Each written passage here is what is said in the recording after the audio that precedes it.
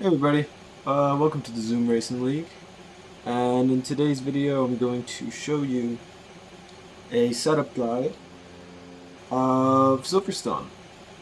So we're going to do an in-depth guide of the track, and then I'll do a hot lap, and then I'll go over the setup. So yeah, let's get right into it.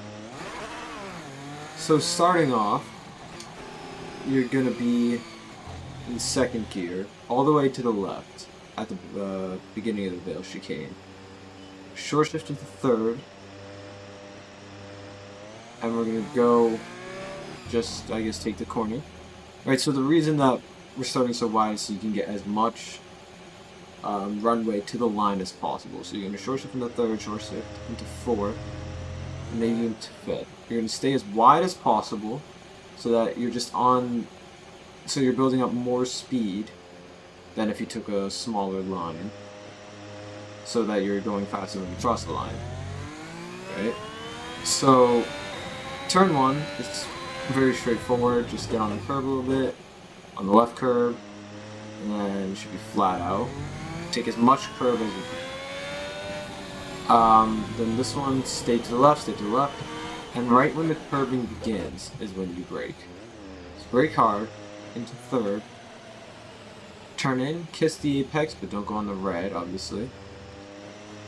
I short shift into fourth, then I go a little bit wide, wider than the line suggests at least.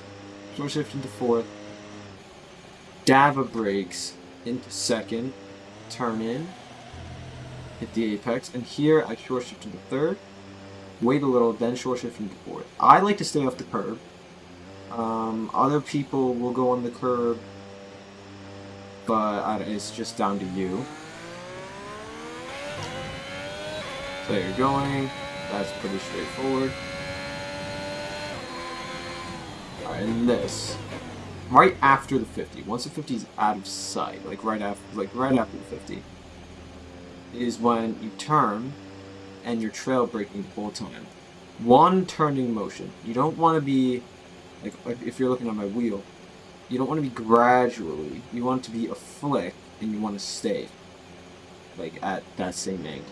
So trail braking the whole time, downshift into fourth, it's very late apex, take as much curb as you can. I like to stay out wide, straighten it. Sometimes I'll short shift into fifth. And then here, I like to stay tight, you can go wide. I like to stay tight, downshift into second so that I can get more turn in. And then on the exit, short shift into third before I even go back on the throttle. And then short shift into fourth here. On the exit, I like to have my left tires on the green because it's more stability than on the curb, and you're using, you're going wider, using more area than if you would stay on the tarmac. So this is straightforward. Just try to stay as far to the right as possible without going over the line. It'll shave off a little bit. Pops should be flat. So start on the left side curve. One motion. It's not one motion you're going to spin. Maybe a little bit of micro corrections through the exit of the corner, but that's it. So it should be flat. Hit the inside curve. And hit the outside curve.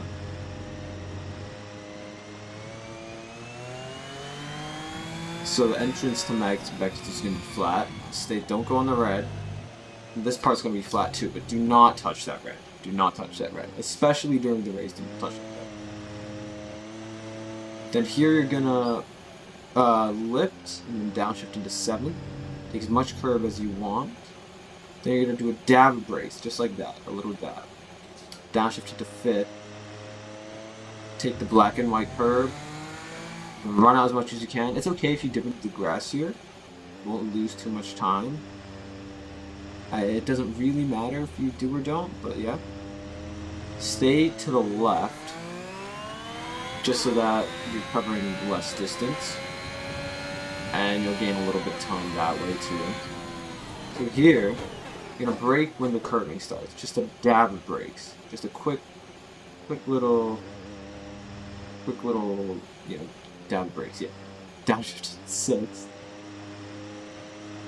take some inside curve and really try to push the car and keep it turning, but as wide as possible. Mount the curb on the power really early out of the loop. And right when the curving starts, you brake hard, downshift to the second, clip this apex, short shift to the third, lift at the apex, short shift to the fourth, maybe even fifth, and then it should be flat for the long. So that is an in-depth lap of Silverstone.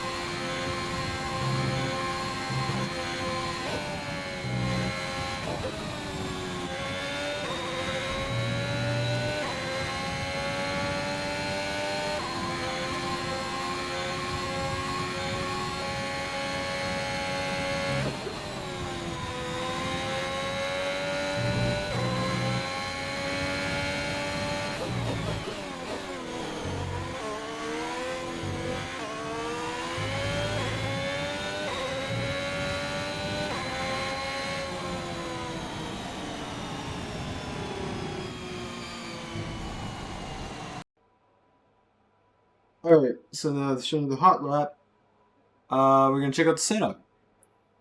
So, setup that I use is, well, this. So for the wings, I run 7 front and 8 in the rear. I think 8 in the rear is pretty, like, necessary.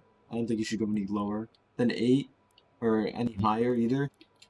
But I think on the front you can do 6 if you'd like. Even maybe 5. I like to do 7. It helps in quality, and it's a hard track to pass. So that's what I like to do. But 6 or 5 will definitely help with ERS in the race. Transmission, I do 74/56. You know, just to keep it more stable, keep everything all good for a long period of time, so you don't have to worry too much about messing up. The suspension geometry, front camber for me is always going to be to the right, unless it's like a really different, like a really unique track.